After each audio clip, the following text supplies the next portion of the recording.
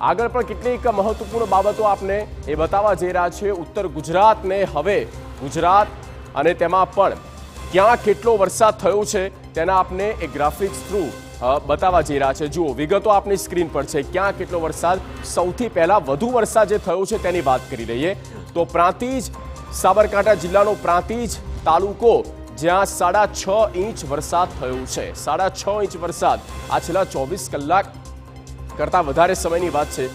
વિસનગરની વાત કરીએ, મહેસાણા જિલ્લાનો વિસનગર તાલુકો, ત્યાં 6 ઇંચ વરસાદ નોંધાયો છે।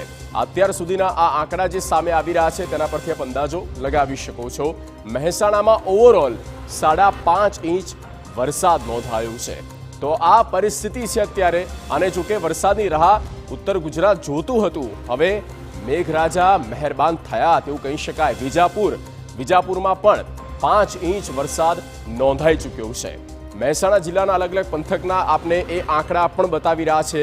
હવે વાત કરીએ મહીસાગર જિલ્લાના લુણાવાડા તાલુકાની। લુણાવાડામાં પણ 5 ઇંચ જેટલો વરસાદ અત્યાર સુધી પડી ચૂક્યો છે। સ્થાનિક ડેમ જે છે, નદીઓ જાણે બે કાંઠે વહી રહી છે તેવી સ્થિતિ છે। પાણીનો પ્રવાહ આગળ વધી રહ્યો છે। વડગામ, બનાસકાંઠા જિલ્લો, ત્યાં પણ 5 ઇંચ વરસાદ છે।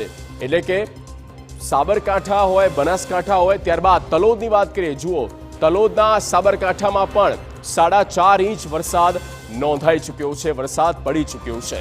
હિંમતનગર, સાબરકાંઠા, જ્યાં 4.5 ઇંચ વરસાદ પડ્યો છે, હિંમતનગરમાં પણ 4.5 ઇંચ જેટલો વરસાદ ખાબકી ચૂક્યો છે। આ આંકડા આપણે બતાવી રહ્યા છીએ। મોડાસા, અરવલ્લી જિલ્લો, ત્યાં પણ 4 ઇંચ જેટલો વરસાદ પડી ચૂક્યો છે।